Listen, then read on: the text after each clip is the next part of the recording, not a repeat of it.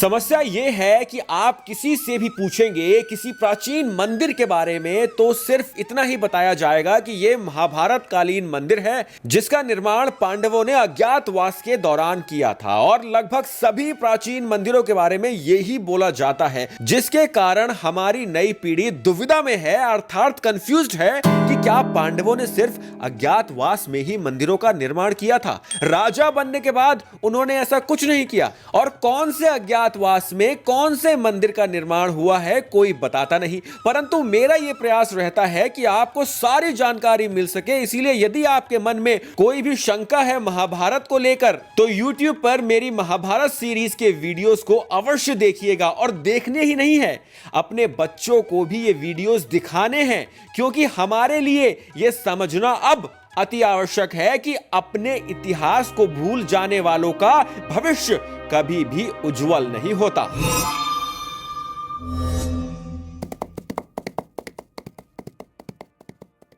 दोस्तों, इस वीडियो से पहले मैं आपको दक्षिणी पांचाल की राजधानी कांपिल्या, माता द्रौपदी और उस स्थान से जुड़े इतिहास के बारे में ज्ञात करा चुका हूं। आशा करता हूं कि आपने वो वीडियोस देखे होंगे। अगर नहीं देखिए तो 4 वीडियोस हैं, इससे पहले पांचाल राज्य के अवश्य देखिएगा। इस वीडियो में मैं आपको वहां लेकर जाऊंगा जहां अज्ञातवास के दौरान, अब इसको आप अज्ञातवास बोल सकते हैं या लाक्षागृह के बाद जब पांडव छुप रहे थे, हस्तिनापुर को यह बताना नहीं चाहते थे कि वो जीवित हैं, तो उस समय को भी हम लोग अज्ञातवास ही बोलेंगे, तो उसको भी हम अज्ञातवास बोलेंगे। तो वो वाला अज्ञातवास है लाक्षागृह कांड के बाद जब पांडव चले गए थे हस्तिनापुर से काफी दूर, तो ये वो वाला अज्ञातवास है, उस अज्ञातवास की मैं बात कर रहा हूं। तो इसी अज्ञातवास के दौरान पांडवों ने इसी स्थान पर वास किया था, और तो और यही वो स्थान है जहां पर माता द्रौपदी का विवाह भूलवश माता कुंती के सिर्फ इतना बोलने से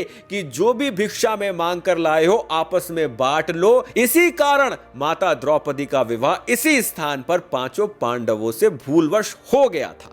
अब आप इसे भूलवश बोलिए या भाग्यवश, ये आपकी इच्छा है।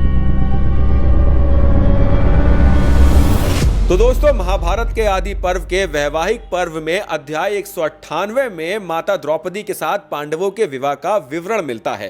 होता कुछ ऐसा है कि लाक्षागृह कांड के बाद पांडव छुपते छुपाते हिमाचल प्रदेश पहुंच जाते हैं। हिमाचल में कुछ समय बिताने के बाद भीम का विवाह वहां पर माता हिडिंबा से होने के कुछ समय बाद माता कुंती सबको एकत्र कर अपने लक्ष्य की तरफ ध्यान देने के लिए बोलती हैं और 5 पांडवों को लेकर दक्षिणी पांचाल की राजधानी से यानी कि कांपिल्य से 20 कोस दूर इसी स्थान पर एक कुम्हार की झोपड़ी के बराबर में पास में एक झोपड़ी बनाकर रहने लगती हैं। उस समय यह स्थान अधिकांश घने जंगलों से घिरा हुआ था और पानी का स्रोत यहां पर मां गंगा के रूप में पास में ही उपलब्ध था। इस स्थान का नाम आज फर्रुखाबाद है और आज ये स्थान कांपिल्य से ज्यादा विकसित है। परंतु अभी यदि दिल्ली, मुंबई जैसे बड़े नगरों की बात की जाए तो ये स्थान इतना विकसित नहीं है जितना होना चाहिए था। चलिए आपको थोड़ा सा फर्रुखाबाद दिखाता हूं, फिर आपको वो वृतांत बताऊंगा इस स्थान से जुड़ा हुआ माता द्रौपदी और पांडवों के विवाह का, और इस मंदिर की क्या मान्यता है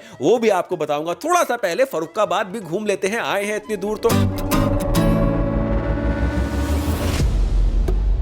यहां नगर में यानी कि मेन सिटी में घुसते ही आपको हॉस्पिटल्स ही हॉस्पिटल्स दिखाई देंगे। ऐसा लगता है कि जैसे हर घर में एक अस्पताल खुला हुआ है। संभवतः आसपास के शहरों से भी लोग यहां पर इलाज करवाने आते होंगे, इसी कारण यहां पे हॉस्पिटल्स की संख्या बहुत अधिक है। खाने की बात की जाए तो पापड़ी चाट यहां की बहुत फेमस है, पर यहां पर आपको समोसे और जलेबी भी मिल जाएगी जो बहुत स्वादिष्ट है, और यहां की नमकीन भी बहुत फेमस है। यहां आते हैं तो आप दाल मोट यहां की अवश्य लेकर जाइएगा। अच्छा, अब मौसम की बात करते हैं तो साल के 9 महीने यहां पर गर्म ही रहता है। ऐसा लोकल्स का मानना है कि यहां पर गर्मी बहुत ज्यादा होती है और इस समय भी यहां पर बहुत ही गर्मी है। ठहरने के लिए कुछ होटल्स हैं, ज़्यादा नहीं है लेकिन कुछ होटल्स हैं। जो मैक्सिमम होटल्स हैं यहाँ पर वो इतने अच्छे नहीं हैं, और जो अच्छे होटल्स हैं वो इतने महंगे हैं कि बजट बिगाड़ सकते हैं आपका। अब आते हैं यहाँ पर देखने को क्या है। यहाँ पर बहुत सारे छोटे बड़े बहुत सारे मंदिर हैं जो आप देख सकते हैं। कांपिल्य घूम सकते हैं, पास में ही है। यहाँ पर 45 to 50 मिनट्स का रन है। और बताना चाहूँगा आपको, यहाँ पर है पांचाल घाट। यहाँ आपको नौका विहार एक बार तो अवश्य करना चाहिए। मुझे यह बहुत उत्तम लगा। 10 मिनट के आपसे 150 से 200 रुपए लेंगे, पर जो नौका विहार है, जो नाव में बैठ के यात्रा करने में आनंद आता है, वो अति उत्तम है। सोचिए महाभारत काल में यहाँ का दृश्य कितना अच्छा होगा। घने जंगल के बीच में मां गंगा के 2 किनारों की यात्रा करना एक सुखद अनुभव रहता होगा। मेरे लिए एक लाइफ टाइम एक्सपीरियंस रहा। यहाँ पर जीवन भर का एक अनुभव मुझे नौका विहार से मिला। आपको भी एक बार अवश्य करना चाहिए। दोस्तों, मुख्य मंदिर के पीछे, मुख्य शिवलिंग वाले मंदिर के पीछे ही एक और नए मंदिर का निर्माण हुआ है और यहाँ पर 12 ज्योतिर्लिंगों के जैसे ही शिवलिंग यहाँ पर स्थापित किए गए हैं। आपको यहाँ पर 12 ज्योतिर्लिंगों के दर्शन हो जाएंगे और केदारनाथ वाला शिवलिंग यहाँ पर सबसे अलग है। जो मेरे पीछे आप देख रहे हैं, यहाँ पर ये केदारनाथ जी वाला शिवलिंग है और यहाँ आके आपको 12 ज्योतिर्लिंगों के दर्शन हो जाते हैं। चलिए अब वापस चलते हैं पांडा बाग, जहाँ पर पांडव एक कुटिया बनाकर रह रहे थे, क्योंकि लाक्षा ग्रह से बचकर निकलने के बाद पांडव नहीं चाहते थे कि हस्तिनापुर को यह ज्ञात हो कि पांडव और माता कुंती जीवित हैं, और पांडव चाहते थे कि अब वो युद्ध की तैयारी आरंभ कर दें, क्योंकि लाक्षा ग्रह के बाद यह निर्णय हो चुका था कि युद्ध तो होना ही है और युद्ध की तैयारी के लिए आवश्यक यह था कि और राज्यों के साथ अपने संबंध बनाए जाएं, ताकि युद्ध में उनकी सेना पांडवों का साथ दे। अब संबंध बनाने के लिए सबसे अच्छा तरीका था विवाह। विवाह के बाद जिस राजा की पुत्री से आपका विवाह होता है, उस राजा और उसकी सेना भी आपका सहयोग देगी युद्ध में। उस समय विवाह करने के 2 ही आसान विकल्प थे। एक तो था अपहरण, जो पितामह भीष्म ने किया था अंबा, अंबिका, अंबालिका का, और दूसरा था स्वयंवर, जिसमें राजा की पुत्री राजाओं के बीच अपना वर चुनती है। तो जब पांडवों को ज्ञात हुआ कि राजा द्रुपद की पुत्री द्रौपदी का स्वयंवर हो रहा है, तो पांडव भी ऋषि धौम की सहायता से ब्राह्मण वेश में स्वयंवर में भाग लेने पहुंच जाते हैं। वहां कौरवों के साथ साथ शिशुपाल, जरासंध, शाल्य और अन्य राज्यों से भी राजा आए हुए थे। शर्त यह थी, मंडप में वृत्ताकार धनुष रखा हुआ है, प्रत्यंचा चढ़ाकर ऊपर बांस पर टंगी मछली को नीचे गिराना है। अब कुछ लोग ये बोलते हैं कि मछली की आंख में तीर मारना था, तो जो भी आपको सही लगे।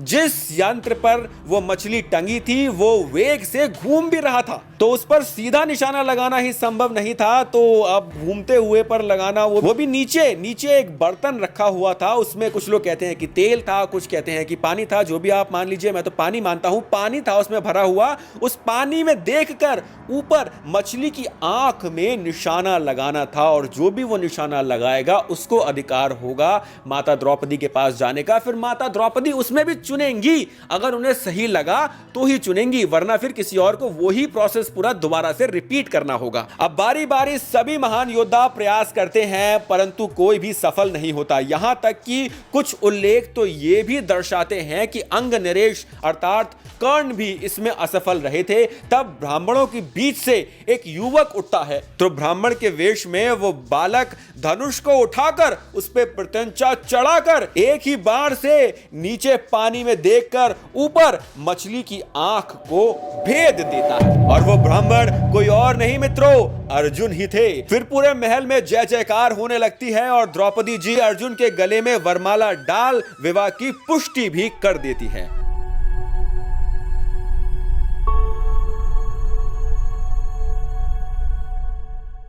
महाभारत के आदि पर्व के स्वयंवर पर्व में उल्लेख मिलता है कि यहीं पर भगवान श्री कृष्ण की भेंट भी पांडवों से पहली बार हुई थी, यहीं पर माता द्रौपदी के स्वयंवर में।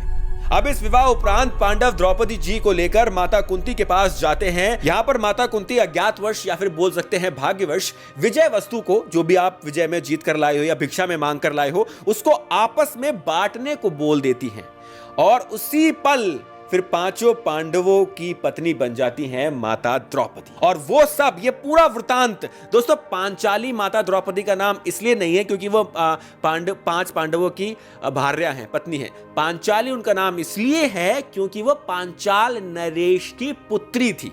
ये भी जो लोगों को भ्रम है ये अपना दूर कर लीजिए। यहाँ पर ये पूरा वृतांत इसी क्षेत्र में हुआ था, यहीं पर पांडव आके रहने लगे थे। इस स्थान का नाम है पांडा बाग। फर्रुखाबाद की मेन सिटी में ये स्थान है, सबको पता है। यदि आप आएंगे तो आपको आसानी से मिल जाएगा। आप यहाँ पर ऑटो भी आते हैं, वो जो ई रिक्शा होते हैं वो भी आते हैं, आप यहाँ आराम से आ सकते हैं। यही वो स्थान है जहां पांडव द्रौपदी को विवाह उपरांत लेकर आए थे और यहाँ पर ही पांडवों ने माता द्रौपदी और भगवान श्री कृष्ण के साथ मिलकर एक शिवलिंग की स्थापना की थी। इस स्थान को पांडवेश्वर नाथ धाम के रूप में जाना जाता है। इस मंदिर की बहुत मान्यता है, दर्शन कर लीजिए। आपको भी जीवन में यहाँ एक बार अवश्य आना चाहिए। ये है इस मंदिर और इस स्थान की असली कथा। अपने बच्चों को भी बताइए, आप भी जानिए। पांडवों ने यहाँ पर वास किया था। ये मंदिर आपके सामने है, स्थान आपके सामने है, फिर भी कुछ लोग नहीं मानेंगे। उनको मनाने की हमें प्रयास ही नहीं करना है। मित्रों, अगले वीडियो में मैं आपको लेके जाऊंगा उत्तरी पांचाल की राजधानी